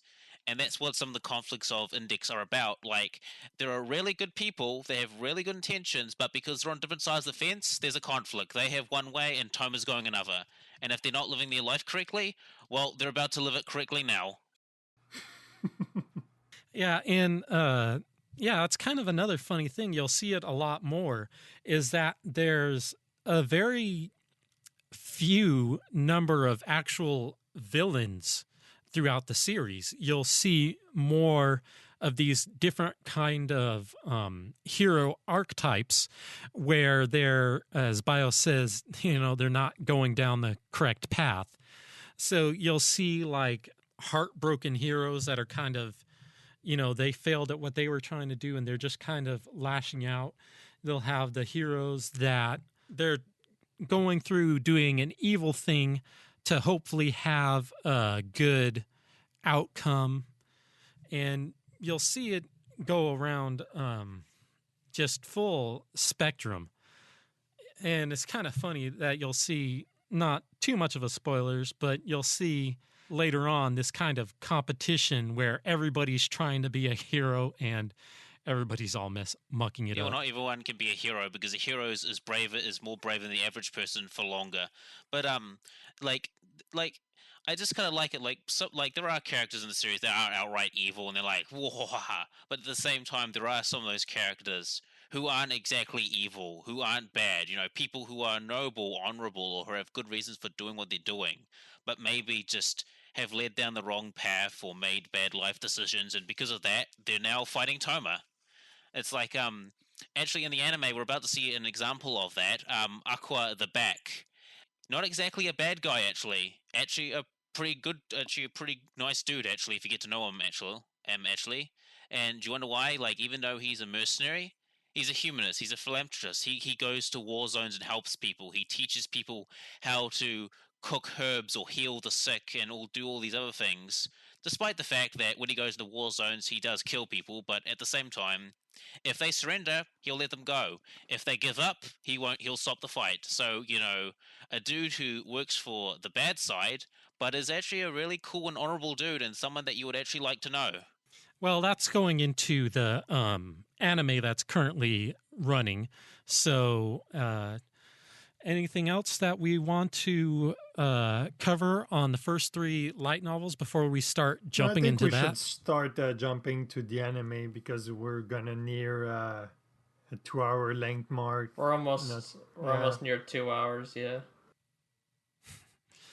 Yeah. All right. So we finally get season 3 of the anime. The opening is lit. The meme is dead. Yeah, and so it picks up immediately where the previous season left off. And so there was, the interview where they said they almost wanted to reboot the whole thing, which, it's been 10 years, so spending another decade would be understandable. Mm-hmm. The way I heard it from the director at the studio and everything is that they're not really looking to make it a perfect adaptation, and they're more looking to be able to just animate the scenes that light novel readers think are awesome, just to give them something to look forward to. Because the whole debate between the reboot and the sequel was that if all these fans that have been begging for a continuation end up getting a reboot instead after waiting so long, it's just gonna piss everyone off. Yeah, it would have. There would have been riots. And it's not like even if they did reboot it, it was gonna look any better than the original series did in 2008, because it's been about 10 years, and the 3rd season of the anime, honestly, as far as art and animation goes, doesn't look that much different. Yeah, they did a pretty good job keeping to the style. Yeah, I kind of respect that, because if they just went CGI or just went from Type Moon, it would be a little off-putting. Yeah, but there's CGI, all right. Yeah, but yeah. I would have been in 100% if they said, let's do a reboot with UFO Table. Oh yeah, switching studios. That would have. I don't know. I don't think they could have done any better either. Like they'd have to like slow the pacing down really a lot to get like an actual good adaptation, and then that would take like how many seasons to get back up to where season 3 would have started? You're probably looking at probably 3 seasons in itself. One thing I will say is that I was kind of hoping when they finally announced the 3rd season that it would be a 3-course season. I feel like then the pacing would have been way better. Well, it's getting an extended amount of episodes, but Yeah, because they need to cover like the World War III arc, which is when like crazy shit happens. Yeah, mhm. Yeah, we don't want to I'm not going to spoil spoil too it much because of I'm not the going to spoil anime that going part, forward. but I do want to mention like the Battle Royal arc thing because they just did it in the anime, and I'm severely disappointed. Yeah, they rushed it to, was it 3 episodes? Yeah, as someone who hasn't read the actual volume for it, I am so fucking lost on all these different code name teams of people, like these stupid names of like block item bullshit. Like the only reason I know who item is because I've read and watched all of Railgun. But like Yeah. if I just came in blind as an anime only who's only watched Index, I'd have no clue who these people are or why I should care. Yeah, because there's 5 teams introduced. Yeah, it's like a rat race essentially. But like I didn't like how they did the fight between Accelerator and Dark Matter because like in the light novel that fight is brutal. It's like the anime they toned it down a lot, and I mean a lot. Yeah, yeah, that's been kind of constant throughout all the anime adaptations, is that they really tone down the graphic violence whenever it does show up. Like in the, going back a little bit just to volume 2, the light novel version of it, there's a lot more blood and guts than what you see in the anime. And even in the anime, you see Style with his skin ripped off. I feel like that's just every light novel adaptation because there's a lot of light novels where like a person gets cut or whatever and they like go into detail of like they can see like the gore and shit, and then when the anime comes out it just looks like red, kind of like red Yeah, paint well, during coming the out of their fight arm or between something. like Accelerator and Dark Matter, he doesn't just beat him to like he isn't like just going rage mode and then like beating him on the ground with his fists. No, in the light novel, Dark Matter doesn't have a head anymore. It got crushed completely. It's almost non-existent. Yeah, yeah, and that's another thing. Accelerator, he doesn't care whatsoever brutally murdering just anybody. You'll see that in the light novels. I'm not sure exactly which number it is, but the hound dog, whenever he's chased by them. That's volume 13. Yeah, That's the he last one. slaughters them. If I remember correctly, he like bit one of them on the face, ripped his face off of his teeth, and then ate it and laughed maniacally. I think that was a girl. No, I think what he did I think was like he had a shotgun and he pretty much shot her in the face. Like he shot her jaw off and then like threw her body off like an elevator shaft and just like let the elevator crush her. Mm-hmm. Yeah, Accelerator is very, very brutal. It's pretty. He's very creative with his killing. Yeah, he's got to stave off the boredom somehow. It's called. That's what happens when you steal his fatality lolly. points. You know, he gets points for how creative his kills are. Yeah, so yeah, the going back to the 3rd season of the anime, it felt like it felt like they wanted to skip it, but then they were told at the, you gotta do it, and so they didn't plan it out as well as they should have, because there's a lot of characters introduced in that volume. Several of them, most of them, killed off. Like even in the first arc of the 3rd season in volume 14, like I haven't read it yet, but through like illustrations that I've looked at and like the wiki, like they don't go to Paris to France until like halfway through the book, but like they like ran through it so fast that they ended up getting to France by the end of the first episode. Mm-hmm. Also, the fight was a bit different. Like it was like they were when they got to France, they were there for a chapter or two before the riots started attacking them. Like they actually explored a bit of the city a bit, if I remember correctly. It's been a while since I've read it. They don't really, the anime doesn't explain really how Tsuji Mikado pretty much like defeats the mechas. Like he it kind of just has him running around in different directions, them trying to chase him, and then eventually they kind of just like spaz out and like shut down. But like it, like I was kind of confused. They really don't go deep into his powers in the anime, and that was kind of going back. But yeah, he's the pretty much the only functioning Esper plus magician throughout the series. And so he his main power works around, I believe, feng shui, origami, kind of like a Shinto priestess, I guess. And so he uses His surroundings.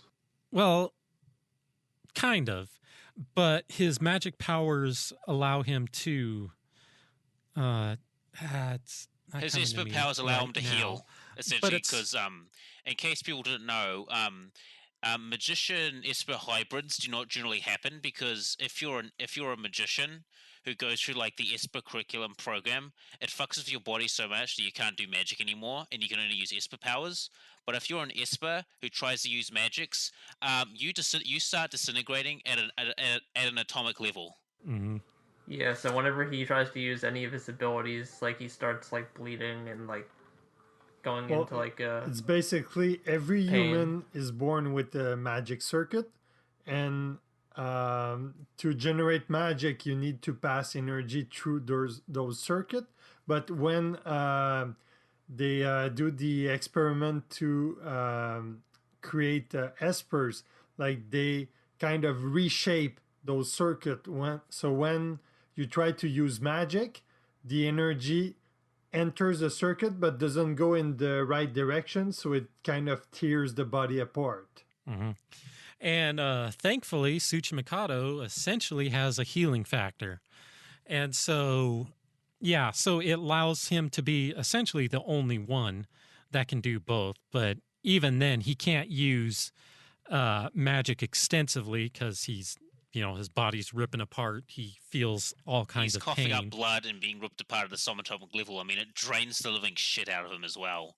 It's almost like magic for him is like he can only use it like once or twice a day before it's like he's reached his limit. And basically, they say to you like, a human can only have so much power, and you can't have both. You can't have your cake and eat it too. Does anyone else think that Tsuji Mikado is a very like interesting character in the series? Because he's like when you first get introduced to him, he's like you write him off as if like he's gonna be the typical he's the main character's classmate / best friend, so he's probably just gonna fade into the background and be a comic relief. But then it's pretty much revealed that he's like an agent for the magic side, but then he's actually a double agent for also the science side. So like in volume 14, he's fighting the magic side with Toma in France, and then we get to volume 15 and he's already back in Academy City and he's teamed up with Accelerator in his team. yeah Tsuchimikado he's on every side. If he pops up, it shouldn't be a surprise. No, he's not on every side. He's on his side. One thing that does annoy me though is I don't know if he does it for every volume that he's in, but in the light novel sometimes he talks with like a cat lisp. Yep. And it I don't know why. I can't stand reading it in like text. Yeah, that was something to our dub only audience. Yeah, that never got adapted into English, but in the Japanese version, he's got these really weird kind of vocal tics where he meows a lot for some reason, and that's kind of common with a lot of these characters. A lot of the characters throughout the series have their own unique verbal tics that, well, it helps distinguish the characters. It's different listening to it versus having to actually read it. Like that's one of the problems I had with I also read Log Horizon sometimes. I haven't read it in a while, but like what's the cat guy's name in Log Horizon? Nyanta. Like he was one of my favorite characters in the anime, and then I started reading the light novel, and like every time I try to read any of his dialogue, I like have to take a double take because I trip over my own words trying to read it. Yeah, well, and like in the dub, he was like some jazzy cat. I mean, his voice in the he was like he was like a smooth, like deep voiced dude. Like it was pretty funny. Now his voice is so charming, he could literally charm you out of your pants. That's literally how charming his voice sounded. You'll know more if we get to the Log Horizon podcast. Yeah, were they trying to go with the Snagglepuss or something like that? Yeah, something like that. Like he kind of sounds like some jazzy black man that you kind of see it. You go to a jazz club and this guy just like, "Hello, cool cat," you know, that kind of stereotype. Okay, clearly I'm the oldest one here and only got my reference. So okay, let's move on. We should we also mention what happens in Item during the Battle Royale arc with a certain someone who gets Yeah. So should we go there? Should we go through all the different all five of them? Yes, we shall. Yeah. So the first one on the list is Item, who is run by another level 5 called Meltdowner. And what does she do? Thermonuclear stuff, but that's not important. She melt down things. Yeah, she meltdowns things. Essentially, why they are relevant is because the third main character, yeah, he's actually their fucking level 0 lackey. He's basically their butler. Hey, butler, get us shit. He's their bitch boy, pretty much. He's their bitch boy, pretty much. Because like he was in the previous season because he was the leader of Skill Out, but when he got bitch slapped by Accelerator and Toma, he kind of had nothing else to do. So yeah, so he's getting cucked by Meltdowner, and the reason why Item is so important is that one of their members, she has an ability. She can sense other Espers and know what their ability is. So she's quite relevant for reasons that Kyle will explain later on. But during this Battle Royale arc, there's a multitude of factions fighting for. Well, first, before we go over, let's go over Item real quick, because they appear semi-prominently in Railgun. And so you see that they were actually running support for the Sisters program. And you actually see a fight between Railgun, Frenda, and Sai and Mugino. And so we've been introduced to these girls before. And so then they come in at the Battle Royale. And not so pleasant things happen. Yes, let's talk about what happened to one of their members who gets bisected in half. Yeah, the anime decided to censor it heavily, but she pretty much gets executed. And there's a lot of meme out there. She gets bisected in half by her own comrades because, as we find out, Meltdowner is actually a fucking crazy ass bitch. Who would have thought? So pretty much, she's a level 5. Exactly. Yeah, because level it seems 5. It seems like there are no level-headed level 5. Misaka is a little bit level-headed. Like I think she's the most level-headed of the bunch. Who, Mukino? No, Misaka. Oh, she ain't level-headed. She's a tsundere. Yeah, she has her own hang-ups that you'll see. Yeah, so essentially the third main character, he falls in love with one of the members who I've got her name right down here, and I'm not going to say it. Kyle will say it for me. But essentially, they're running away from Yandere Meltdowner, who's lost her fucking shit, and run boy run. Yeah, Takitsubo Rikuo. I probably got that mostly correct, I hope. And yeah, she has the power to locate other espers and to discern their powers, partially. The thing with her is that she's not powerful enough for her ability. So she has to rely on drugs to strengthen herself. And I believe the drug is called body crystal. And kind of the funny thing is that a prototype of it was featured in the Railgun manga, where you get to see something that boosts somebody's power level beyond what it normally should have been.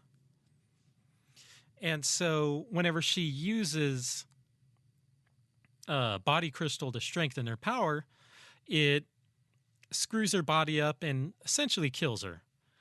And so that's when our third main protagonist shows up, and essentially his motivations for jumping into the battle royale is get pussy. Nah, I'm just joking. How's it? Not really, though.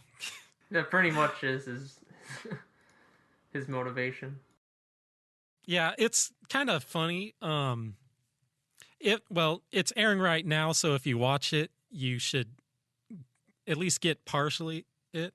But yeah, he's the only main character with an actual, romantic relationship going on. And also he turns all of item into his own personal harem after New Testament, during New Testament. Yeah, you mean the new items, since half of them end up pretty much dead. Or bisected in half by Meltdowner, yes. Though he pretty much defeats a level 5 single-handedly. He does it twice. This is how much of a Chad he is. Yeah, and I don't. It's a little bit like cloudy in my head, but if I remember correctly, since the light novel was written before the Railgun manga, when they get to that part where Misaka is fighting the item, I think they reference the fact that later on she's gonna be cut in half. Yes, because the light novel readers, they knew this was coming, years and years ago, maybe even a decade. But yeah, the anime made subtle hints that Frenda wasn't gonna be meeting a good end. There's this one scene that they show of all of item standing around looking at in the distance, and there's this lens flare that goes right through Frenda's midsection, and so it's just kind of hey, wink wink nod nod, guess what's gonna happen. I'd have to rewatch the anime to see that part, but all I remember is that I got bored and started reading the Railgun manga, and as it progressed, Frenda actually got a bit more screen time with Best Girl Satin, and then she kind of is oh yeah, we'll see each other again, and then she disappears. Spoilers. Spoilers. Yeah, they never saw each other again. I think it's the whole appeal of the thing. She's not gonna come back, so when they started to get more into her character, it was basically a joke. What a way to kill off a great design. Yeah. Mm-hmm. So basically, so Hazuma, so he's a pretty relatable character. He's just some street thug who just kind of gets frozen to things. And sort of what's really essential for him is that, and I don't know if we want to spoil this, but he comes across some very interesting top secret data concerning about the Esper development program, if anyone wants to expand upon that. We don't want to spoil it, but I think you want. So.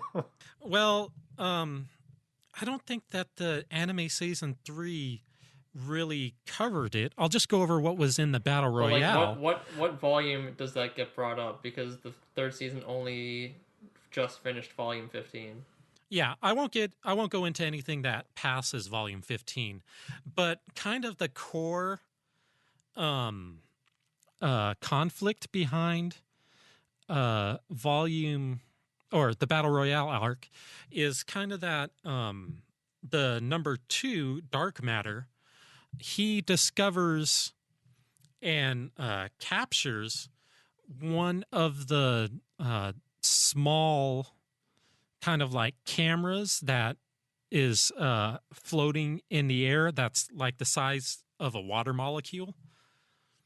And so the conflict is going around just uncovering the deeper secrets of Academy City. And so, the surveillance system underline, you get brief hints of something called Dragon, and then something that's really the whole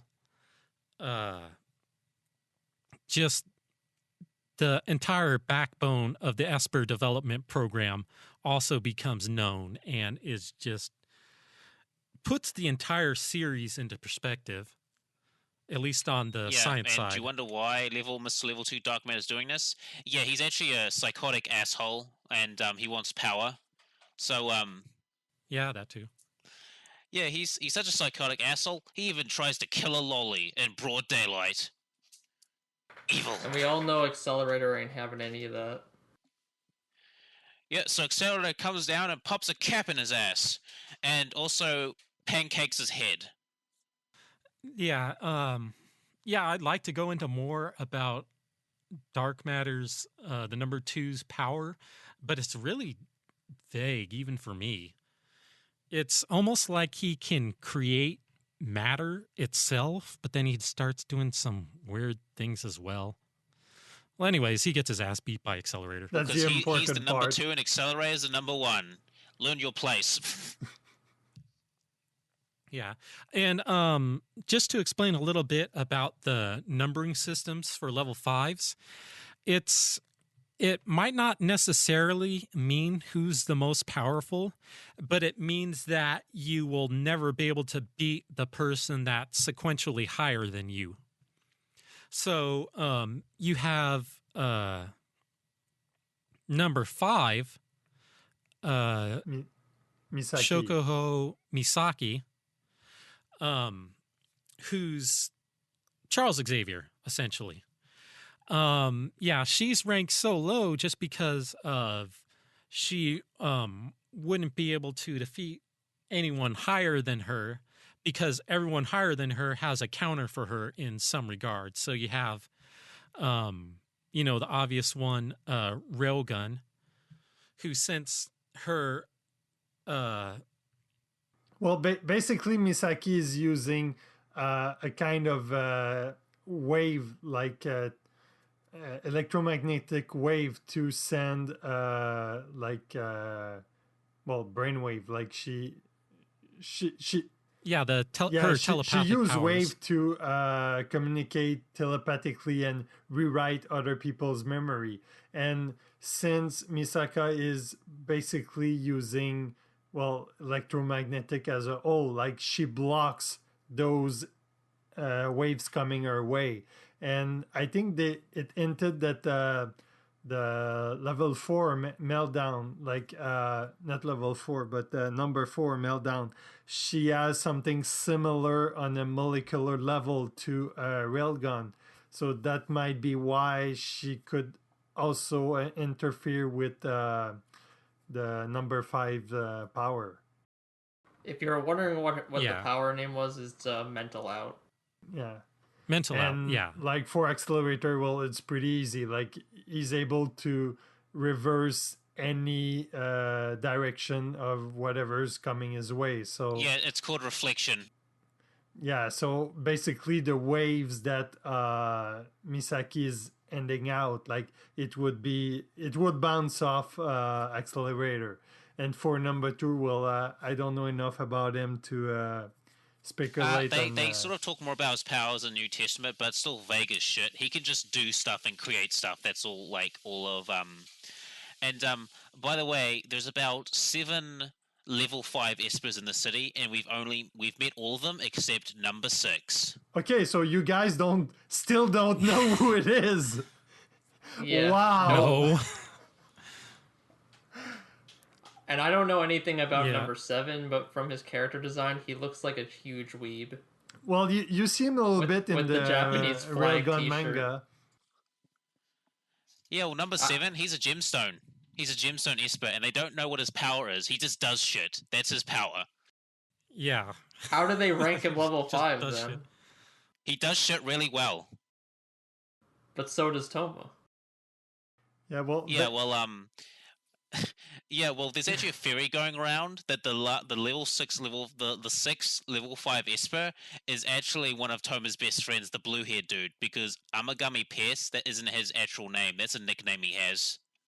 yeah, that's what I heard like ages ago, and I thought that by now would have an answer, but since you guys aren't aware about it, but Nah, he's still dangling that fucking carrot. This is like, a certain magical index. It's a damn fucking onion, and we still haven't even peeled halfway through. Yeah, the blue-haired carrot guy, who I think like Toma just refers to him as blue hair, literally is just portrayed as a comic relief character who is like in the background. Yeah, but so was like 40 Tsuchi plus Mikado, lines. and look at so was Tsuchi Mikado. Look at that dude. Tsuchi Mikado was revealed to be more than what he appeared to be pretty early on. anyway, It only took up to the volume. I think 4 we or should something. slowly come to close. Yeah, we're getting all over the Yeah, place. because running out of Justus will have a lot of stuff to cut and edit and. Justus, you awake? Oh, thank you so much for supporting me in that way. Oh, I'm so tired. And you barely even spoke. Yeah, Toma. Yeah, Thomas. Do you have anything to say? Didn't speak much. Oh, I don't know much about the anime, so I couldn't really speak during that section.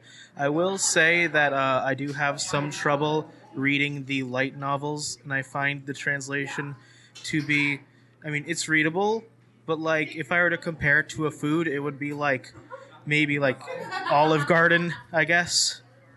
I mean that's hey, for a college student, that's like a 5-star restaurant. yeah, and I'm a college student.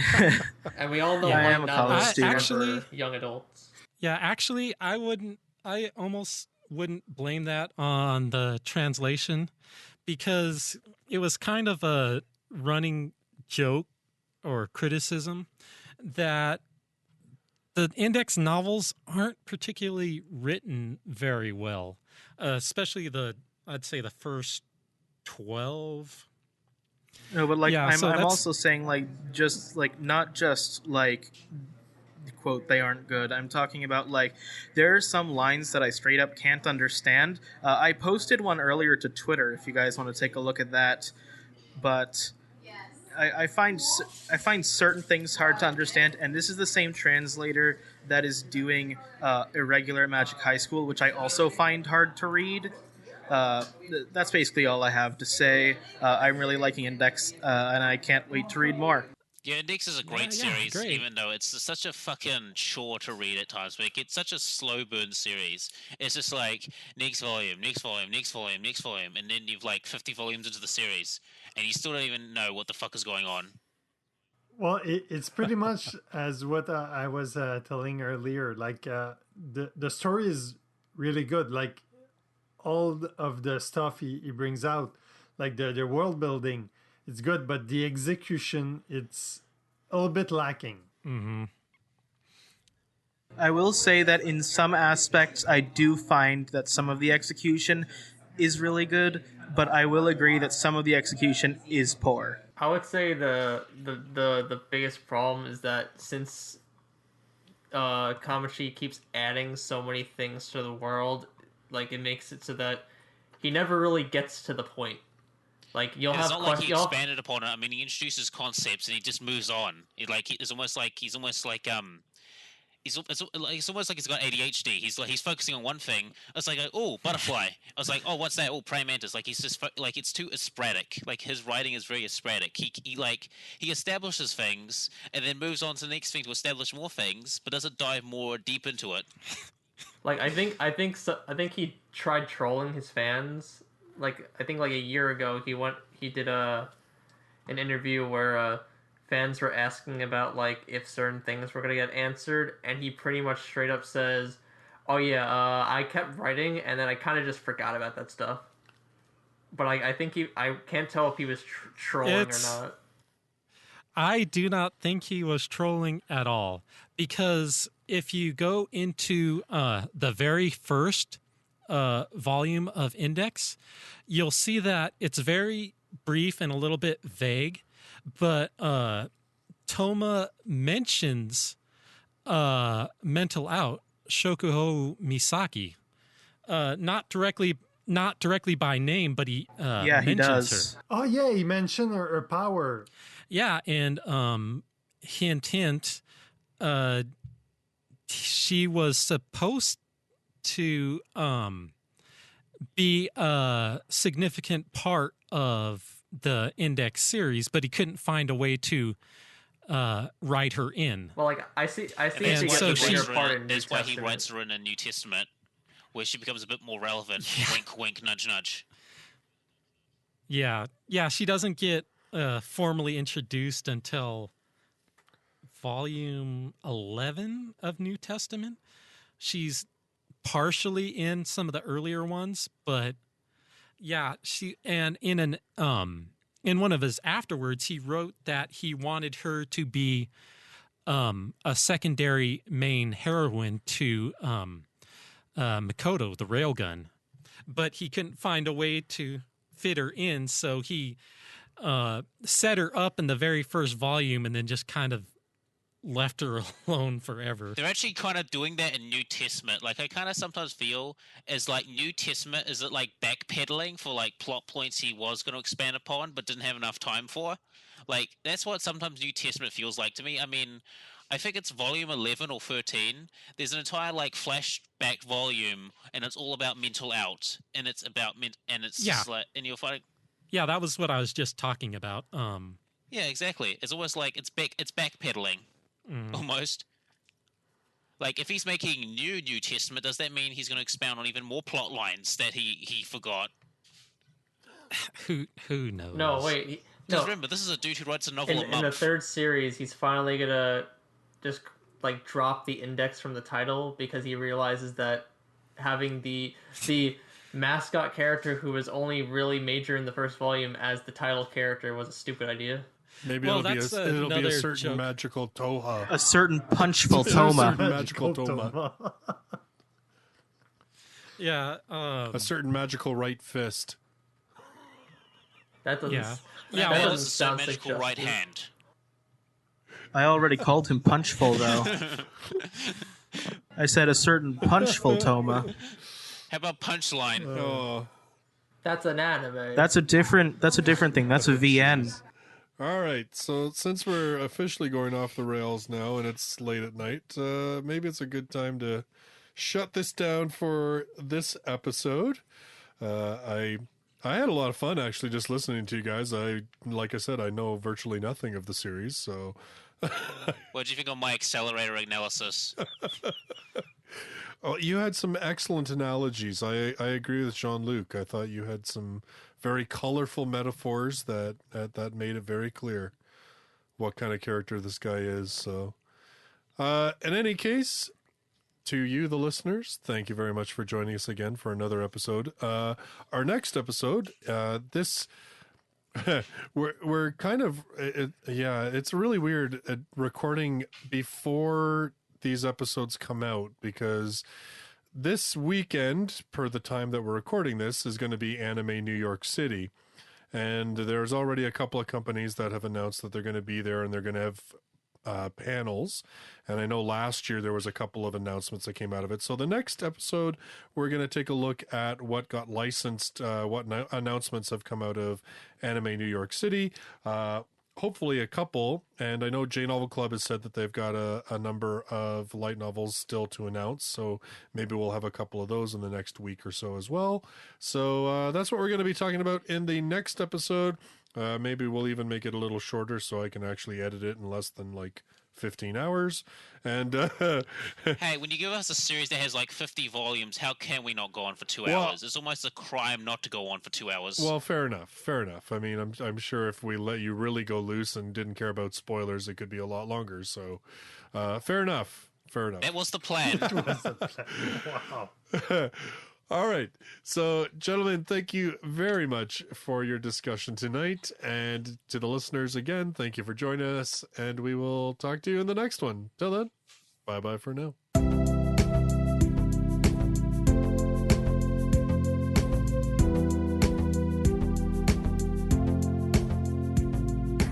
For show notes and related links, visit lightnovelpodcast.com.